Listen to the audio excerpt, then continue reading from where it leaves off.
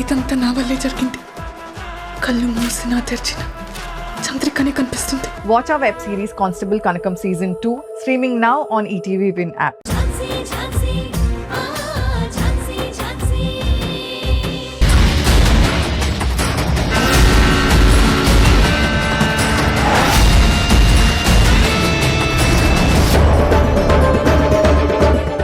వదలండి, వదలండి! ఎవరు మీరు? ఏం చేస్తున్నారు? వదలండి!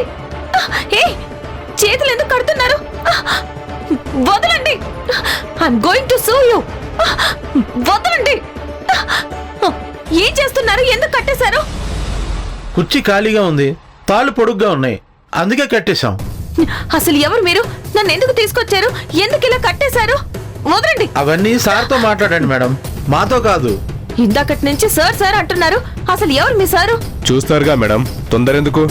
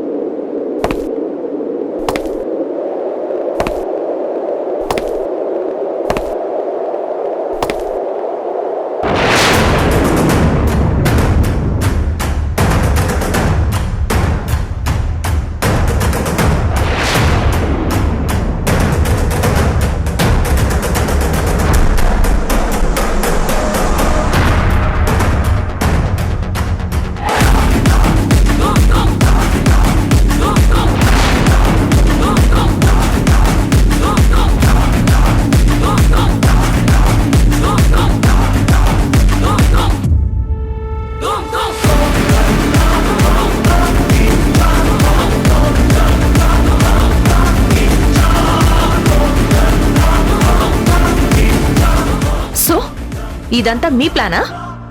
Of course. మీరింత దారుణంగా ప్రవర్తిస్తారని నేను అస్సలు ఎక్స్పెక్ట్ చేయలేదు. పాయింట్ బ్లాంక్ లో గన్ పెట్టించి మరి నన్ను ఇక్కడికి తీసుకురావడం మీకు కరెక్ట్ గా అనిపిస్తుందా? మరేం చేస్తాం? బ్రతిమాలుతుంటే వినట్లేదు, బుజ్జగిస్తుంటే ఆగట్లేదు.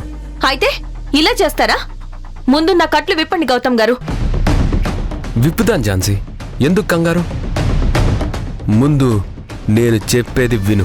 కట్లు విప్పమంటే చెప్పేది వినమంటారేంటి? మర్యాదగా నన్ను వదిలి పెడతారా లేదా? మర్యాదగా నేను చెప్పేది వింటే నిన్ను మర్యాదగానే వదిలిపెడతాను. మీరిలా చేయడం క్రైమ్ తెలుసా? నీకోసం క్రైమ్ చేయడానికైనా నేను సిద్ధమే ఝాన్సీ. మీకేమైనా పిచ్చా? పోలీస్ అయ్యండి క్రైమ్ చేస్తానంటారేంటి? అవును, నాకు పిచ్చే. నువ్వంటే పిచ్చి ప్రేమ. కానీ నువ్వది అర్థం చేసుకోకుండా ఇష్టం వచ్చినట్లు ప్రవర్తిస్తున్నావు. అరే, లాయర్ వయ్యుండి ఎదుటి వాళ్ళు చెప్పేది కనీసం వినాలనే ఇంగిత జ్ఞానం కూడా లేదా? మీరు ఎదుటి వాళ్ళకి అన్నీ చెప్తే మీరు చెప్పేవన్నీ వాళ్ళు వింటారు. అరే, ఎందుకు ఝాన్సీ పదే పదే ఆ విషయాన్నే పట్టుకొని నన్ను నిందిస్తావు? అసలు ఇందులో నా తప్పు లేదు.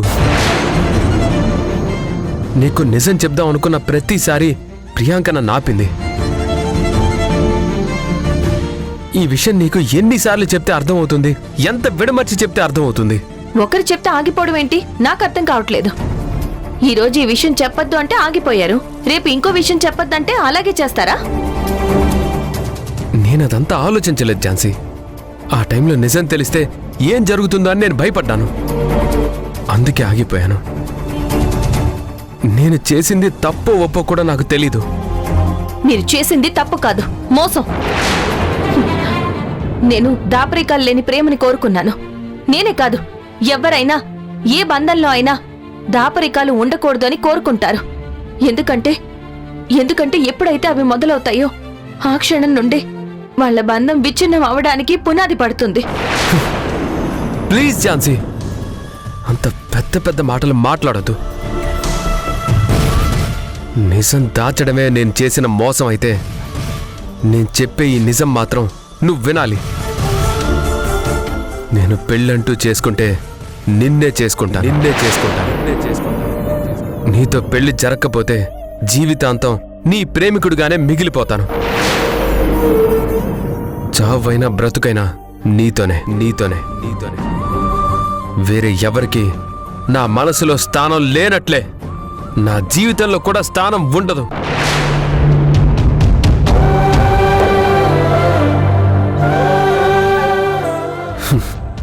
ఇంత చెప్పినా కూడా నీకు నా మీద నమ్మకం కలక్కపోతే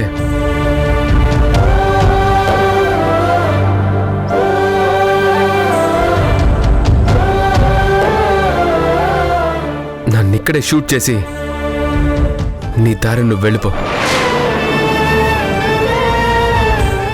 కమాన్ ఝాన్సీ, నీ దృష్టిలో నేను మోసగాడినైతే నేను చచ్చిపోవడమే కరెక్ట్. కమాన్ షూట్ మీ.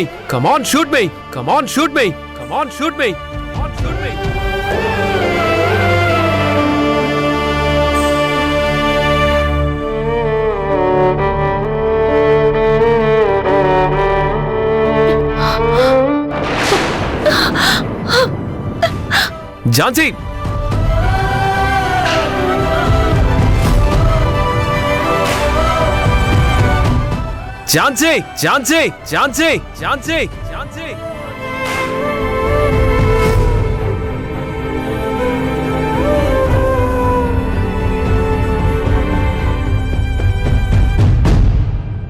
ఏంటి బంగారం?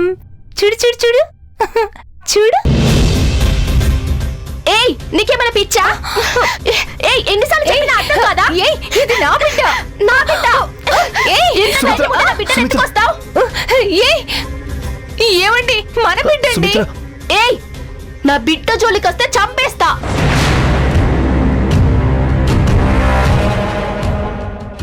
ఎందుకు నా బిడ్డను నాకు కాకుండా చేస్తున్నారు? ఎందుకు ఇంతలా వేధిస్తున్నారు? ఏవండి, తను వాళ్ళ బిడ్డని చెప్తుంటే మీరెందుకు పదే పదే మీ బిడ్డని చెప్తున్నారు? లేదు, నా బిడ్డే. ఒక్క నిమిషం ఉండండి.